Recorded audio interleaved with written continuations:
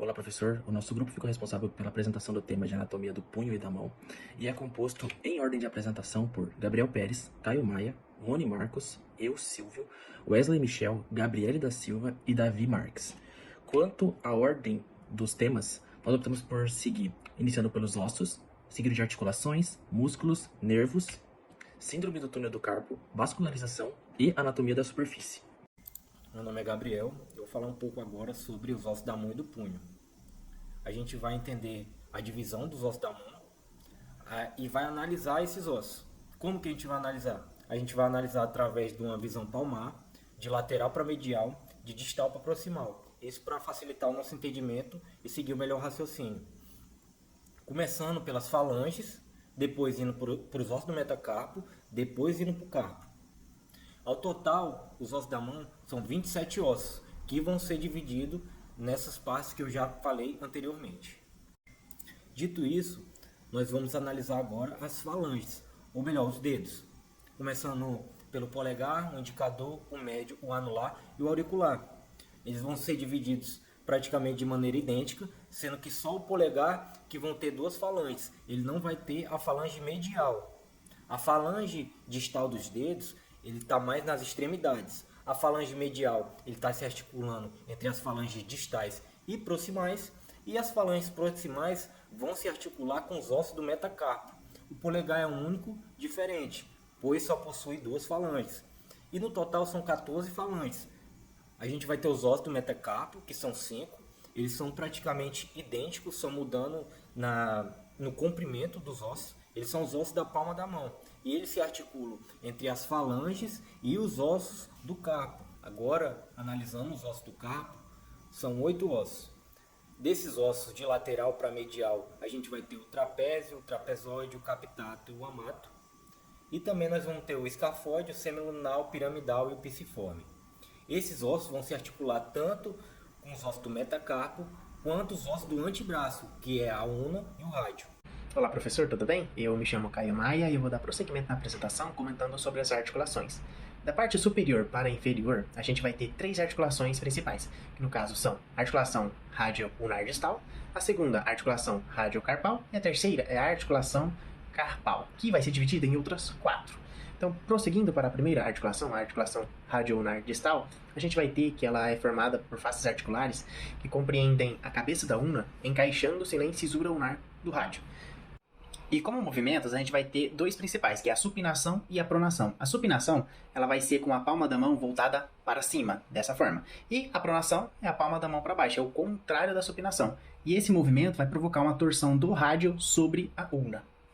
Comentando um pouquinho sobre a vascularização e a inervação, a gente vai ter que tanto o nervo quanto a artéria, ela vai estar localizada entre o rádio e a ulna, ou seja, vai ser interóssea. Por esse motivo, ele vai ser chamado de ramos dos nervos interósseos anterior e posterior, assim como a artéria, que vai ser ramos das artérias interósseas anterior e posterior. Prosseguindo então agora para os ligamentos, ou seja, os meios de fixação que vai manter a articulação unida, nós temos na parte anterior o ligamento que sai do rádio para o processo estiloide da una, que vai abarcar a cabeça da una, que é o ligamento radioulnar palmar. Na parte posterior, nós também temos esse mesmo ligamento, só que dorsal, ou seja, posterior, que é o ligamento radioulnar dorsal, que vai ligar também o rádio com o processo estiloide da una. Além disso, nós temos um disco articular que é formado por um tecido fibrocartilaginoso, que vai ligar as extremidades distais do rádio e da una. E finalizando então, nós também teremos uma cápsula articular, que ela é revestida por uma membrana sinovial, que ela vai se projetar proximamente entre o rádio e a una na forma de um recesso, que é o recesso saciforme. E é dentro da cápsula que nós teremos o líquido sinovial, que ele é utilizado para minimizar o atrito conforme os movimentos de supinação e pronação. Dando prosseguimento então com a segunda articulação, que é a articulação radiocarpal, nós teremos como faces articulares a extremidade distal do rádio interagindo com a fileira proximal dos ossos carpais, excetuando-se o pisiforme. Então será a extremidade distal do rádio interagindo com 3 ossos da fileira proximal, que é o escafoide, o semilunar e o piramidal. Como movimentos, a gente vai ter 4, começando com a adução e a abdução. A adução, ela é a mão sendo projetada para próximo da linha medial do corpo. E a abdução é ao contrário, é a mão sendo projetada para longe da linha medial do corpo. E os outros 2 movimentos são a flexão e a extensão. A palma da mão ela vai descer na flexão e o contrário na extensão, vai subir. Temos então flexão e extensão. Já na vascularização, nós teremos também um ramo da artéria interóssea anterior e ramos que partem de outras artérias maiores, que são a artéria radial e a artéria ulnar. Na inervação, a gente vai ter basicamente o mesmo caso. Também será o ramo interósseo anterior e ramos que vão partir de outros nervos maiores, que no caso é o nervo radial, medial e o nervo ulnar. Finalizando então as articulações radiocarpais, nós temos como meio de fixação alguns ligamentos que vão manter unido e funcional a articulação, porque ela é composta por 3 pequenos ossos carpais juntamente com a extremidade distal do rádio. Então na parte anterior nós vamos ter os ligamentos radiocarpais palmares e medialmente a gente vai ter o ligamento colateral ulnar do carpo e o ligamento colateral radial do carpo. E na parte dorsal nós teremos os ligamentos radiocarpais dorsais.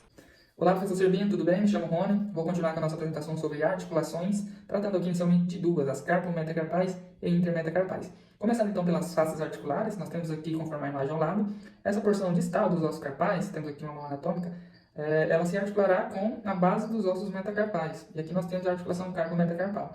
A diferença aqui, a principal diferença é que no osso trapézio, que está aqui delimitado, ele se articulará com 2 dedos, o dedo 1, que é o polegar, e o dedo 2, que é o indicador. Teremos aqui também as articulações intermetacarpais, que eu vou destacar aqui agora, que são 3. Então essas 2 articulações, elas são articulações de deslizamento, ou seja, é o que nós chamamos de articulação planar, que só permitem o deslizamento. A exceção, claro, está aqui no polegar, na articulação carpometacarpal, nós temos aqui uma articulação do tipo selar, que parece uma sela mesmo de cavalo, por isso permite vários outros movimentos, como no plano medial, flexão e extensão, no plano frontal, adução e abdução, além também da circundação. Passando agora para o próximo slide, nós temos aqui as cápsulas e ligamentos. Nas 2 articulações, tanto na região dorsal quanto na região palmar, teremos aqui a mesma cápsula, então teremos uma cápsula comum. E teremos aqui também alguns principais ligamentos nas 2 regiões. Nas regiões carpometacarpais, nós teremos, por exemplo, a articulação carpometacarpal do polegar, que está aqui delimitada. Teremos ligamentos metacarpais palmares, que estão aqui delineados. E teremos também aqui um ligamento carpometacarpal palmar, que está aqui. Além disso, na região dorsal, teremos como principais ligamentos os ligamentos metacarpais dorsais, que estão aqui delimitados, e também os ligamentos carpometacarpais dorsais, que estão aqui delimitados.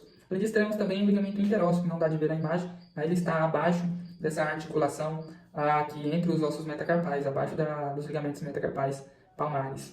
Passando agora para o próximo slide, temos alguns movimentos nessas 2 articulações, mas o principal movimento ficará com o polegar. Então, no polegar nós teremos movimentos como a oposição e a reposição, a flexão e a extensão.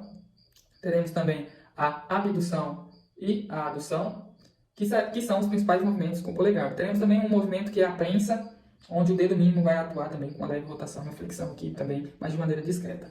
Passando agora para a vascularização, teremos aqui a vascularização ramificada de 3 artérias principais. Então nós temos aqui ao lado a artéria ulnar, aqui delimitada, teremos aqui a artéria radial, que é essa artéria aqui, e a artéria interóssea, que é essa artéria aqui no meio. E através dessas artérias, que vão se prolongando em direção à mão, serão ramificadas outras aqui. Então nós teremos, por exemplo, o arco palmar superficial e o arco palmar profundo, além de alguns outros ramos superficiais, palmar, dorsal, que também se ramificarão lá na frente para, por exemplo, a artéria do polegar e as artérias digitais aqui que estão nos prolongamentos dos dedos.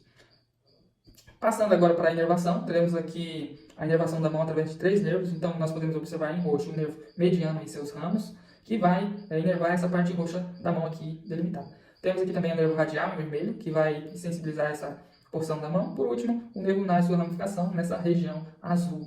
Bom, tratando agora de outras 2 articulações, as metacarpofalângicas e interfalângicas, temos aqui, conforme a imagem ao lado, a região metacarpofalângica, essa região entre a cabeça do metacarpo e a região proximal da falange. Lembrando que nós temos 14 falanges, onde temos porções aqui proximal, porção medial e porção distal. Com exceção do polegar, onde nós teremos somente a falange proximal e a falange distal. Não teremos a falange média no polegar. Já na articulação, temos aqui a articulação interfalângica proximal e articulação interfalângica distal. No polegar também não terá essa nomenclatura, será a articulação metacarpofalângica do polegar e a articulação interfalângica do polegar. Mas tratando aqui especificamente da articulação metacarpofalângica, temos aqui uma articulação do tipo elipsoide, ou seja, permite movimentos em vários planos. Tem movimentos no plano frontal, adução e abdução, movimento no plano medial, flexão e extensão, e também permite movimento no plano transverso, que é o movimento de circundação. Além disso, temos também aqui a articulação interfalângica, que permite movimentos de flexão e extensão. No plano medial é uma articulação do tipo gínglimo. E também é igual no polegar. O polegar também é uma articulação do tipo gínglimo, articulação metacarpo-falângica, onde permite movimentos somente de flexão e extensão. Passando agora para o próximo slide, temos aqui as cápsulas e ligamentos. Conforme tem os círculos ao lado, todas as regiões metacarpo-falânticas e interfalângicas têm cápsulas que ficam abaixo dessas regiões em círculo. Temos aqui também alguns ligamentos importantes, que eu deixei destacado aqui. Então nós temos aqui, por exemplo, ligamentos colaterais, laterais e mediais. Então aqui nós temos o ligamento lateral, aqui nós temos o ligamento medial. Aqui nós temos outro ligamento, que é o ligamento palmar, que também tem em todos os outros dedos. Por fim, temos também aqui os ligamentos transversos, que ligam aqui a articulação metacarpo-falângica.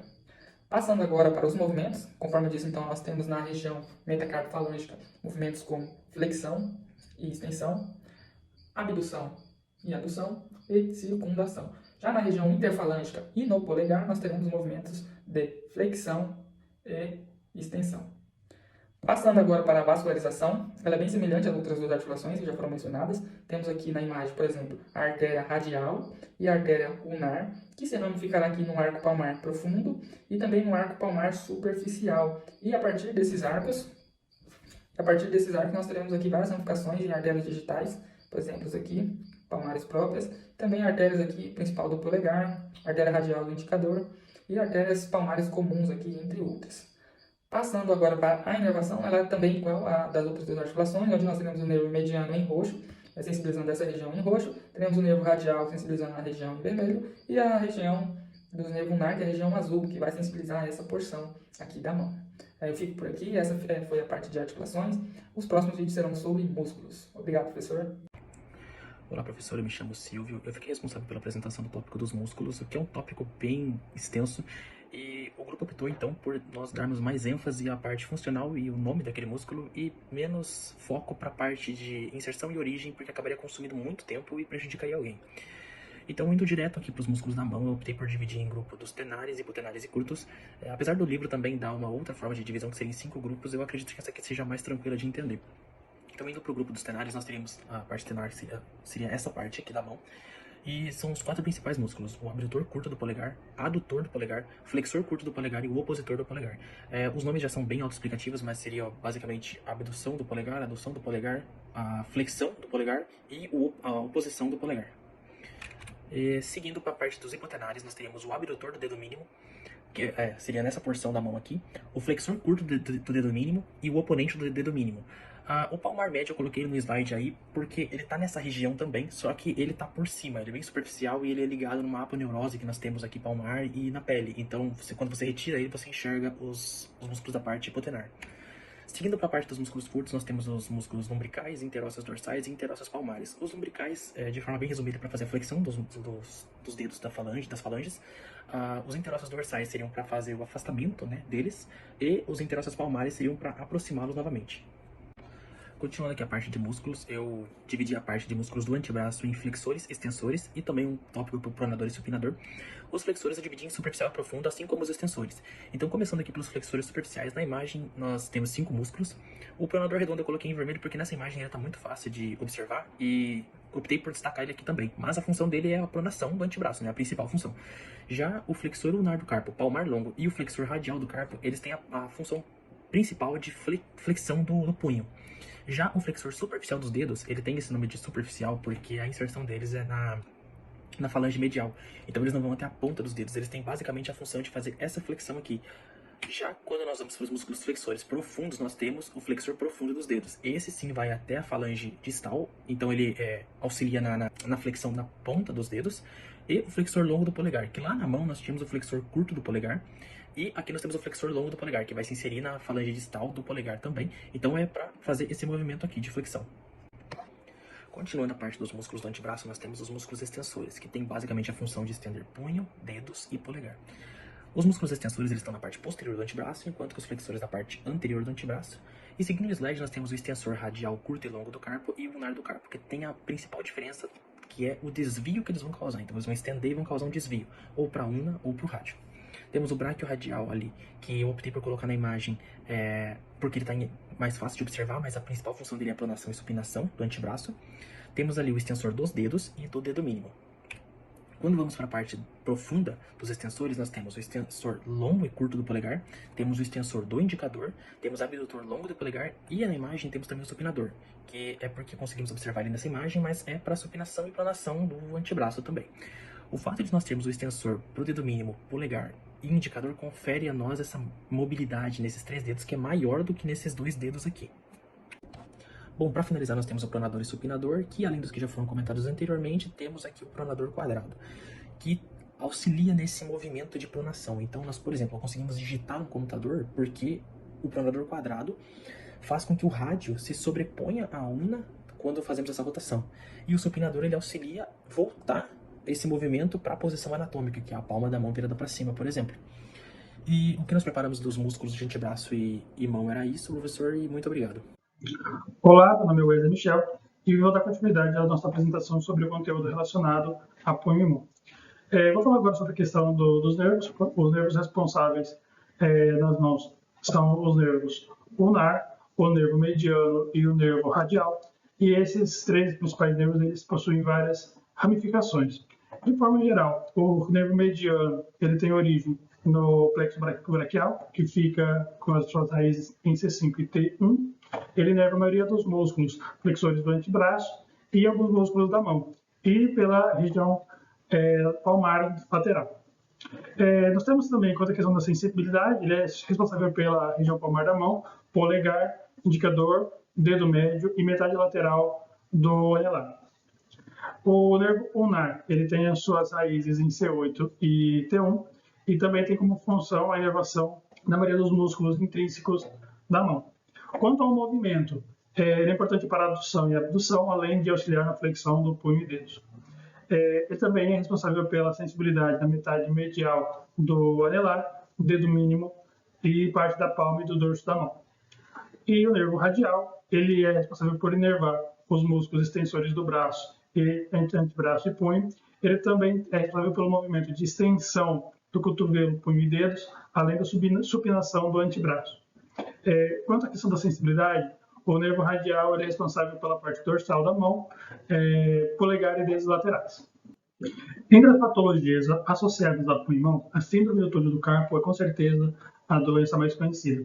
E ela se caracteriza por ser uma neuropatia compressiva causada pela compressão do nervo mediano dentro do túnel do carpo, que fica localizado no punho. A anatomia do túnel do carpo é composta por uma passagem estreita formada pelos ossos do punho e pelo ligamento transverso do carpo. Por dentro dessa passagem passam o nervo mediano e 9 tendões flexores. Qualquer compressão ou inflamação nessa região pode levar a síndrome. Existem alguns fatores que podem causar a síndrome do túnel do carpo ou STC, e eles são movimentos repetitivos, pode ser traumas ou fraturas, doenças inflamatórias, gravidez, diabetes do tipo mellitus e também hipotireoidismo. Então, as causas da síndrome do túnel do carpo podem ser as mais diversas. Como os principais sintomas, nós temos a dormência, formigamento do polegar, indicador, dedo médio e metade lateral do anelar. Também pode ocorrer a dor no punho e na mão, também fraqueza na mão, e esses sintomas geralmente podem apresentar uma piora no período noturno.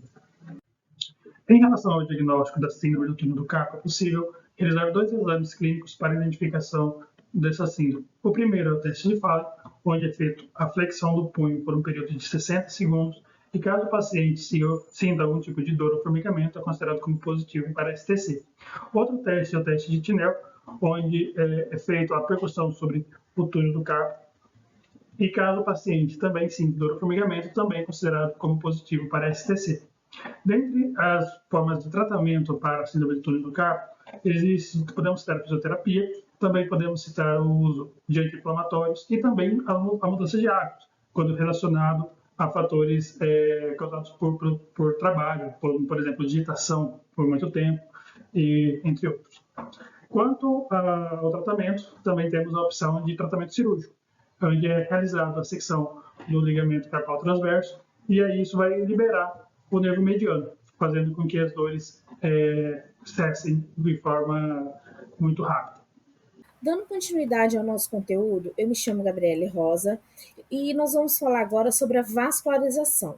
Dentro do sistema arterial, nós destacamos 4 artérias: o arco palmar superficial, artéria radial, arco palmar profundo e artéria ulnar.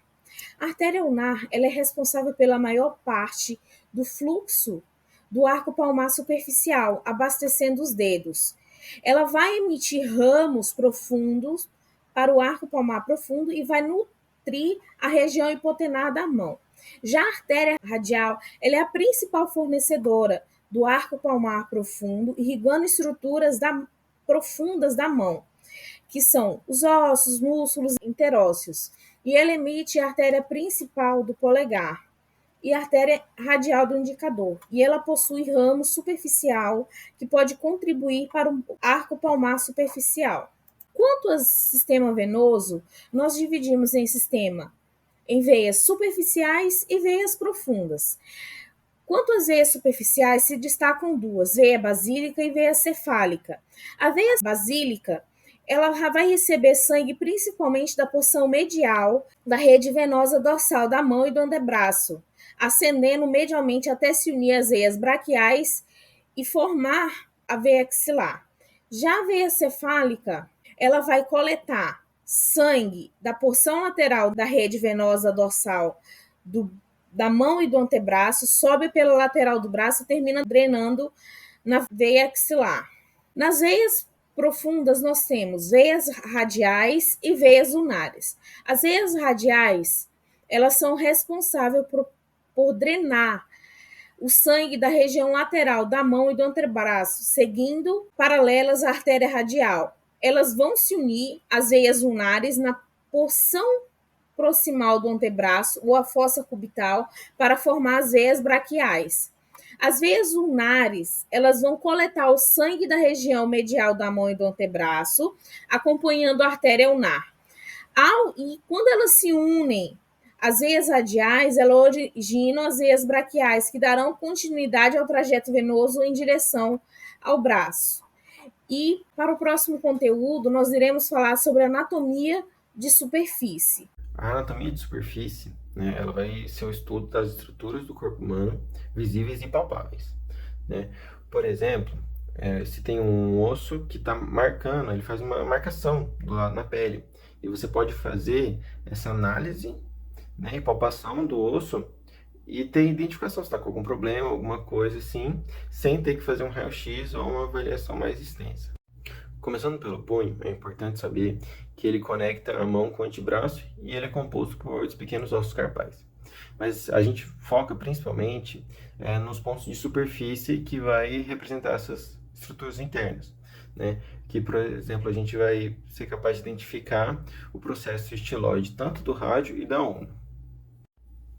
Ainda no punho, a tabaqueira anatômica também é uma região importante, que é essa concavidade que surge no movimento de extensão e abdução do polegar, né? E ela vai ser formada por esses 3 tendões. Indo para a palma da mão, temos a eminência tenar, que é essa saliência localizada na base do dedão, que nessa região vai ter os músculos responsáveis para fazer os movimentos de oposição e pinça.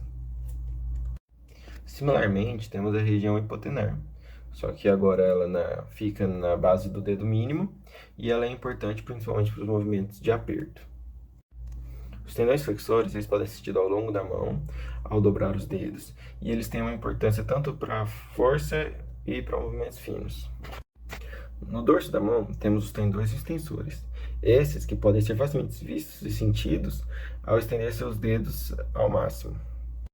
E por último, as articulações metacarpofalangeais são outro ponto anatômico importante que pode ser sentido nas juntas de onde a partir começam os dedos. Essas que são importantes para a extensão e flexão dos dedos e podem ser mais proeminentes quando se faz um punho. E essas foram nossas referências para o trabalho.